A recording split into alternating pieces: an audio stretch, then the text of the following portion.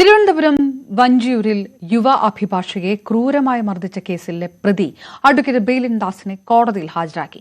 വഞ്ചിയൂർ കോടതിയിൽ കനത്ത സുരക്ഷയാണ് ഏർപ്പെടുത്തിയിരുന്നത്. മുൻകൂർ ജാമ്യാപേക്ഷയും തിരുവനന്തപുരം ജില്ലാ സെഷൻസ് കോടതി ഇന്ന് പരിഗണിക്കും. ബെയിലിൻ ദാസിന് വേണ്ടി കോൺഗ്രസ് അനുകൂല അഭിഭാഷക സംഘടനയായ ലോയേഴ്സ് കോൺഗ്രസ് അംഗം ദിലീപ് സത്യനാണ് ഹാജരാകുന്നത്. വിനോദ് ചേരുന്നു. വിനോദ്, അറസ്റ്റിലാകുമ്പോഴും തനിക്ക് കോടതിയിൽ പറയാനുള്ളത് പറഞ്ഞോളാം എന്നുള്ളൊരു ആത്മവിശ്വാസമൊക്കെ ബെയിലിൻദാസിന്റെ മുഖത്ത് ഉണ്ടായിരുന്നു. വാക്കുകളിലും ബെയിലിൻദാസിന്റെ രാഷ്ട്രീയ സ്വാധീനം സംബന്ധിച്ചുള്ള വാർത്തകളും കഴിഞ്ഞ മണിക്കൂറുകളിൽ 3 ദിവസമായി ഒളിവിൽ കഴിഞ്ഞിരുന്ന സമയത്തും വന്നുകൊണ്ടിരുന്നതാണ്. അത് സ്ഥിരീകരിക്കുന്ന രീതിയിൽ കോൺഗ്രസ് അനുകൂല സംഘടന അംഗം തന്നെയാണ് ബെയിലിൻദാസിന് വേണ്ടി ഹാജരാകുന്നതെന്നും സ്ഥിരീകരിക്കുകയാണോ? എപ്പോഴായിരിക്കും ഇത് കോടതി ജാമ്യാപേക്ഷ പരിഗണിക്കുക? അപർണ, ഇപ്പോൾ ബെയിലിൻദാസിനെ വഞ്ചൂർ സ്റ്റേഷനിൽ നിന്ന് കോടതിയിലേക്ക് കൊണ്ടുപോവുകയാണ്. അല്പസമയത്തിനുള്ളിൽ തന്നെ ഈ കേസ് പരിഗണിക്കും. റിമാൻഡ് ചെയ്യപ്പെടാവുന്ന, അതായത് ജാമ്യമില്ലാത്ത വകുപ്പുകളാണ് ബെയിലിൻദാസിനെതിരെ പോലീസ് ചുമത്തിയിട്ടുള്ളത്. അതേസമയം തന്നെ ജാമ്യാപേക്ഷയും നൽകിയിട്ടുണ്ട്. നേരത്തെ മുൻകൂർ ജാമ്യാപേക്ഷ നൽകിയെങ്കിലും പിന്നീട് പോലീസ് പിടികൂടുകയായിരുന്നു. അതുകൊണ്ട് തന്നെ ഇനി ജാമ്യാപേക്ഷ എന്ന നിയമ നടപടിയിലേക്കാണ് കാര്യങ്ങൾ പോകുന്നത്. ജാമ്യാപേക്ഷയുമായി ബന്ധപ്പെട്ടും ഇപ്പോൾ വിവാദം ഉയരുകയാണ്. ലോയേഴ്സ് കോൺഗ്രസിന്റെ അംഗം, കോൺഗ്രസുമായി ബന്ധമുള്ള അഭിഭാഷകൻ ദിലീപ് സത്യനാണ് ഇപ്പോൾ ബെയിലിൻദാസിന് വേണ്ടി ഹാജരാകുന്നത്. നേരത്തെ ഇതിൽ വലിയ രാഷ്ട്രീയ വിവാദം കൂടി ഉയർന്നു വന്നിരുന്നു. ആർക്കൊപ്പമാണ്, ആരുടെ പ്രതിനിധിയാണ് അല്ലെങ്കിൽ അനുഭാവിയാണ് എന്ന തരത്തിലൊക്കെ ചർച്ചയുണ്ടായിരുന്നു. 2015 CPM-ന് വേണ്ടി പൂന്ത്ര വാർഡിൽ, തിരുവനന്തപുരം കോർപ്പറേഷനിലെ പൂന്ത്ര വാർഡിൽ അരിവാൾ ജിത്തിക നക്ഷത്രത്തിൽ മത്സരിച്ച ആളാണ് ബെയിലിൻദാസ്. എന്നാൽ അതിനുശേഷം CPM വിടുകയും പിന്നീട് കോൺഗ്രസിൽ ചേരുകയും ചെയ്തു. DCC പ്രസിഡന്റിനോടൊപ്പവും യൂത്ത് കോൺഗ്രസ് അധ്യക്ഷനോടൊപ്പവും ഒക്കെ തന്നെയുള്ള ചിത്രങ്ങൾ ഇടത് കേന്ദ്രങ്ങളും CPM കേന്ദ്രങ്ങളും പുറത്തുവിട്ടിരുന്നു. അങ്ങനെ ആ തരത്തിലുള്ള രാഷ്ട്രീയ ഏറ്റുമുട്ടൽ കൂടി ഈ കേസിന്റെ ഭാഗമായി നിലനിൽക്കുന്നുണ്ട്. ഏതായിരുന്നാലും കോൺഗ്രസ് അനുഭാവിയായ വക്കീലാണ് ഇന്ന് ബെയിലിൻദാസിന് വേണ്ടി കോടതിയിൽ ഹാജരാകുന്നത്. അപർണ, ജാമ്യാപേക്ഷ പരിഗണിക്കുമ്പോൾ അത് ഏത് തരത്തിൽ നിയമവൃത്തങ്ങൾ നോക്കിക്കാണുന്നു വിനോദ്? റൈറ്റ്, ഞാൻ വിനോദിലേക്ക് എത്തുമ്പോൾ കോടതിയുടെ മുന്നിൽ നിന്ന് വി അരുണും ചേരുന്നു. അരുൺ, ഏത് തരത്തിലാണ്, വലിയ സുരക്ഷയൊക്കെ കോടതിയിൽ ആക്കുന്നു, ഏത് തരത്തിലുള്ള പ്രതികരണങ്ങളൊക്കെ വരികയാണ്? ഇതിൽ പ്രതിയും വാദിയും അഭിഭാഷക സമൂഹത്തിൽ നിന്നായതുകൊണ്ട് തന്നെ ഏത് തരത്തിലാണ് പുറത്തുനിന്നുള്ള പ്രതികരണങ്ങളൊക്കെ ബെയിലിൻദാസിനെ ഹാജരാക്കുമ്പോൾ? ഒരു വകുപ്പ് കൂടി ഇതിൽ കൂട്ടിച്ചേർത്തു. അതായത് ബെയിലിൻദാസിനെതിരെ ചുമത്തിയ കുറ്റങ്ങളിൽ ഒരു വകുപ്പ് കൂടി കൂട്ടിച്ചേർത്തു. അത് ശ്യാമിനിയുടെ മുഖത്ത് പൊട്ടലേറ്റിട്ടുണ്ടായിരുന്നു. ആദ്യം കേസ് രജിസ്റ്റർ ചെയ്യുമ്പോൾ ആ വകുപ്പ് ചേർന്നിട്ടില്ല.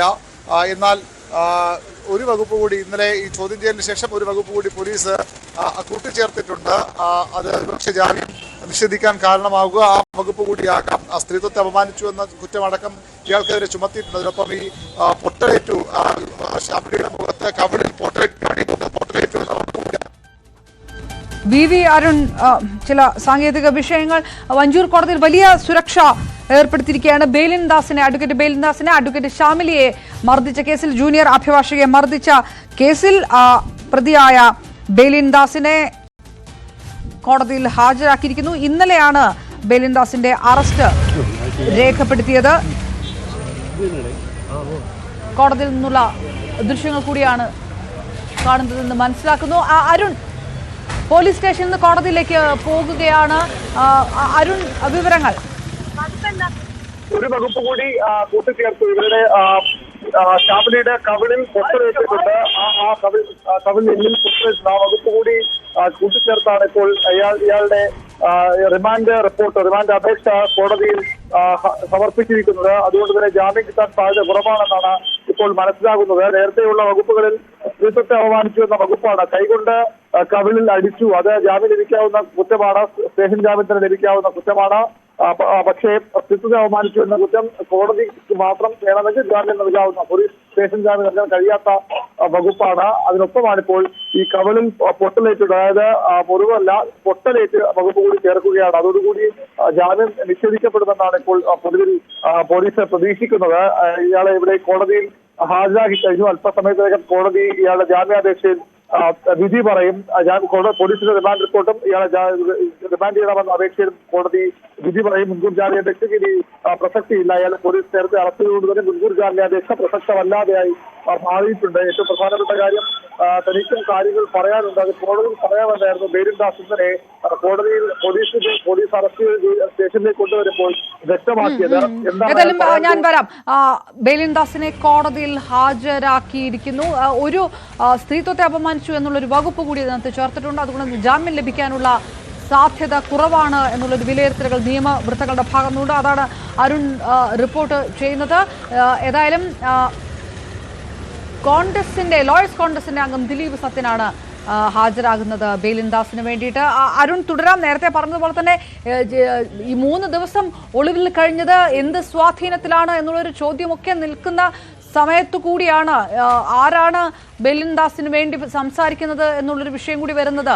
നേരത്തെ ബാർ അസോസിയേഷൻ സെക്രട്ടറിക്കെതിരെ അഡ്വക്കേറ്റ് ശ്യാമിലി ഉന്നയിച്ച പരാതികളടക്കമുള്ളവ സാധൂകരിക്കുന്ന തരത്തിലുള്ള കാര്യങ്ങളൊക്കെയാണോ പുറത്തു വരുന്നത് ഇപ്പോൾ?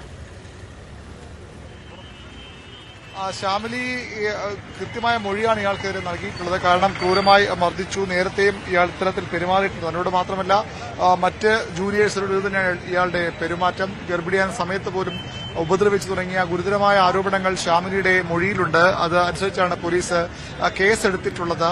ഇയാൾ പറയുന്നത് ശ്യാമിലി ഇയാളെ മർദ്ദിച്ചു എന്നൊരു ആരോപണമുണ്ട്. അത് ജാമ്യാപേക്ഷയിൽ അങ്ങനെയാണ് പറയുന്നത്. പെട്ടെന്നുണ്ടായ പ്രകോപനത്തിൽ മർദ്ദിച്ചതാണ്. തനിക്കെതിരെ അത്രയധികം തന്നെ ഇറിറ്റേറ്റ് ചെയ്യുകയും തന്നെ മർദ്ദിക്കുകയും ചെയ്തു ശ്യാമിലി. അതുകൊണ്ട് കൂടിയാണ് അടിക്കേണ്ടി വന്നത്. അത് പെട്ടെന്നുണ്ടായ പ്രകോപനമാണ് എന്ന കാര്യമാണ് ഇയാൾ പ്രധാനമായും ജാമ്യാപേക്ഷയിൽ പറയുന്നത്. പക്ഷേ ഇപ്പോൾ ഉൾപ്പെടുത്തി എന്ന് പറയുന്ന വകുപ്പ് കൂടി ആകുമ്പോൾ ഒരുപക്ഷെ ജാമ്യം നിഷേധിക്കാൻ തന്നെയാണ് സാധ്യത കൂടുതൽ. 3 ദിവസം ഇയാൾ ഒളിവിൽ കഴിഞ്ഞു. പോലീസ് വളരെ തന്ത്രപരമായി ഇയാളെ ഒടുവിൽ പിടികൂടുകയായിരുന്നു. മുൻകൂർ ജാമ്യാപേക്ഷ പരിഗണിക്കുന്നതുവരെ കീഴടങ്ങേണ്ട അല്ലെങ്കിൽ പോലീസിന് പിടികൊടുക്കേണ്ട നിലപാടിലായിരുന്നു ബേരിൽദാസും അയാളെ പിന്തുണയ്ക്കുന്ന അഭിഭാഷക സമൂഹവും ഉണ്ടായിരുന്നു. വലിയ പിന്തുണ അയാൾക്ക് ബാർ അസോസിയേഷനിൽ നിന്ന് ലഭിച്ചിരുന്നു. ഈ ബാർ അസോസിയേഷന്റെ ഇന്നലത്തെ ജനറൽ ബോഡി യോഗത്തിൽ പോലും വിഷയം ചർച്ച ചെയ്യാൻ ചേർന്ന ജനറൽ ബോഡി യോഗത്തിൽ പോലും ബേരിൽദാസിന് വലിയ പിന്തുണയാണ് ലഭിച്ചത്. ചില അഭിഭാഷകർ പൂർണ്ണമായും ശ്യാമിലിയെ കുറ്റപ്പെടുത്തിക്കൊണ്ടുള്ള പ്രസംഗമാണ് നടത്തിയത്. ഇയാളുടെ ഓഫീസിലുള്ള ചില അഭിഭാഷകർ പോലും അത്തരത്തിൽ സാറിന്റെ ഭാഗത്ത് വീഴ്ചയൊന്നും വന്നിട്ടില്ല എന്ന തരത്തിൽ ആ യോഗത്തിൽ സംസാരിച്ചു. വലിയൊരു പിന്തുണ ഇന്നലെ ഈ യോഗത്തിൽ ബേരിൽദാസിനും കിട്ടിയെന്ന്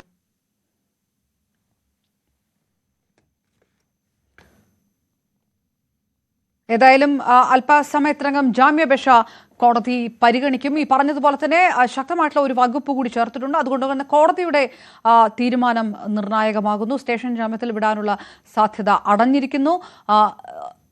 ഏതായാലും ഇനി അഭിഭാഷക വൃത്തിയിലേക്ക് തിരിച്ചു വരാനാകാത്ത തരത്തിലുള്ള വകുപ്പുകൾ ചുമത്തുമെന്നും നടപടികൾ ഉണ്ടാകുമെന്നും ഒക്കെയായിരുന്നു ബാർ കൗൺസിലിന്റെ ഭാഗത്തു നിന്നൊക്കെ ഉണ്ടായ പ്രതികരണം.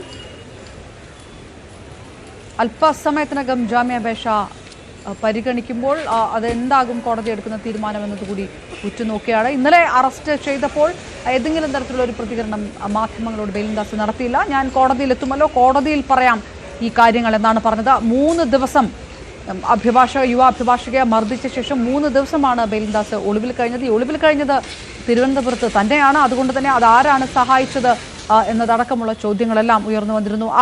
അരുൺ വീണ്ടും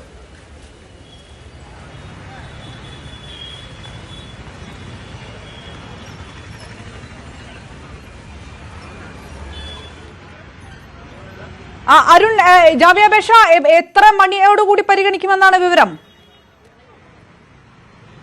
അല്പസമയത്തിനകം തന്നെ ജാമ്യാപേക്ഷയിൽ വാദം തുടങ്ങുമെന്നാണ് മനസ്സിലാക്കേണ്ടത്. കോടതിക്കുള്ളിൽ നമുക്കറിയാം മഞ്ചൂർ കോടതി മാധ്യമങ്ങൾക്ക് പ്രവേശനമില്ലാത്ത ഒരു കോടതിയാണ്. കേരളത്തിൽ മറ്റൊരിടത്തും ഇല്ലാത്ത നിയമമാണ് മഞ്ചൂർ കോടതിക്കുള്ളിൽ. ഇവിടുത്തെ നിയമമല്ല, അഭിഭാഷകർ ചുമത്തിയുള്ള അപ്രഖ്യാപിത വിലക്കാണ്. അതുകൊണ്ട് തന്നെ അവിടേക്ക് മാധ്യമങ്ങൾക്ക് പ്രവേശനമില്ല. ഇവയൊക്കെ കോടതിക്കുള്ളിൽ വിവരങ്ങൾ നമുക്ക് ലഭ്യമാകുമെന്ന് തന്നെ പ്രതീക്ഷിക്കുന്നു. അധികം വൈകാതെ ഇക്കാര്യത്തിൽ തീരുമാനമുണ്ടാകാനാണ് സാധ്യത. കോടതി ആ രീതിയിൽ എങ്ങനെയാണ് വളരെ ഗൌരവത്തോടുകൂടി കോടതി കാണേണ്ട ഒരു വിഷയമാണ്. സ്വാഭാവികമായും ഈ ജില്ലാ കോടതി എന്ന് പറയുന്നത് അഭിഭാഷകരുടെ നിയന്ത്രണത്തിലുള്ള സ്ഥലമല്ല. ജില്ലാ കോടതി പൂർണ്ണമായും ജില്ലാ ജഡ്ജിന്റെ നിയന്ത്രണത്തിലുള്ള സ്ഥലമാണ്. പക്ഷേ അവിടെ ഇത്തരത്തിൽ പൂർണ്ണമായും അഭിഭാഷകരുടെ ഒരു നിയന്ത്രണത്തിലാണ് കോടതിയുടെ മറ്റു പ്രവർത്തനങ്ങളെല്ലാം പോകുന്നത്. അതിൽ ചില മജിസ്ട്രേറ്റുമാർക്കും ഒക്കെ അമർശമുണ്ട്. മജിസ്ട്രേറ്റിനെ പോലും നേരത്തെ ചേംബറിൽ കയറി ശാസിക്കുകയും അവർക്കെതിരെ വലിയ രീതിയിൽ പ്രതിഷേധം ഉണ്ടാക്കുകയും ചെയ്ത ചരിത്രം കൂടി വഞ്ചൂർ കോടതിക്കുണ്ട്. ഏതായാലും ഇത്തരമൊരു പ്രധാനപ്പെട്ട വിഷയം കോടതിയുടെ മുക്കിന് താഴെ എന്ന് തന്നെ പറയണം. അത്തരം ഒരു സ്ഥലത്ത് ഇയാളുടെ ഓഫീസ് തന്നെ ഇപ്പോൾ ഹാജരാക്കിയ കോടതിയിൽ നിന്ന് ഏതാനും 10-15 മീറ്റർ മാത്രം അകലെയുള്ള സ്ഥലമാണ്. അവിടെ നടന്ന ഒരു സംഭവത്തിൽ കോടതി എങ്ങനെയാണ് ഇത്രയധികം ഒരു സ്ത്രീക്കെതിരെ അതിക്രൂരമായ ആക്രമണം ഉണ്ടായ വിഷയം കോടതി എടുക്കുക? കൃത്യമായ വകുപ്പുകൾ പോലീസ് ചുമത്തിയിട്ടുണ്ട്. റിമാൻഡ് റിപ്പോർട്ടിൽ പുതിയ വകുപ്പുകൾ കൂടി പോലീസ് കൂട്ടിച്ചേർത്തിട്ടുണ്ട്. എന്നിട്ടും എന്ത് നടപടിയാകും കോടതിയുടെ ഭാഗത്തുണ്ടാകുക എന്നുള്ളതാണ് ഇനി അറിയേണ്ടത്. എന്താണ് ഈ നടപടിയാണ് പോലീസ് കോടതി സ്വീകരിക്കാൻ പോകുന്നത് ഏറ്റവും പ്രധാനപ്പെട്ട കാര്യം. ഏതായാലും പ്രതിക്കെതിരെ 4 വകുപ്പുകളാണ് ചുമത്തിയിട്ടുള്ളത്. ഭാരതീയ ന്യായ സംഹിത 118(3) എന്ന വകുപ്പ് കൂടിയാണ് ഇപ്പോൾ ഇതിൽ കൂട്ടിച്ചേർത്തിരിക്കുന്നത്. അഭിഭാഷകരുടെ മുഖത്ത് പൊട്ടലേറ്റിട്ടുണ്ട്. അതുകൊണ്ടാണ് ആ വകുപ്പ് ഇവിടെ പ്രാബല്യത്തിൽ വരിക, അല്ലെങ്കിൽ വകുപ്പ് അട്രാക്ട് ചെയ്യുക ഈ കേസിൽ. അതുകൂടി ചേർത്തുകൊണ്ടാണ് ഈ രീതിയിൽ കേസ് പോലീസ് ഫ്രെയിം ചെയ്തിരിക്കുന്നത്. ഒരു തരത്തിലും ഇയാൾക്ക് ജാമ്യം കിട്ടുന്നൊരു നിലപാട് ആ രീതിയിൽ പോലീസിനുണ്ട് എന്ന് വേണം മനസ്സിലാക്കാൻ. സാധാരണഗതിയിൽ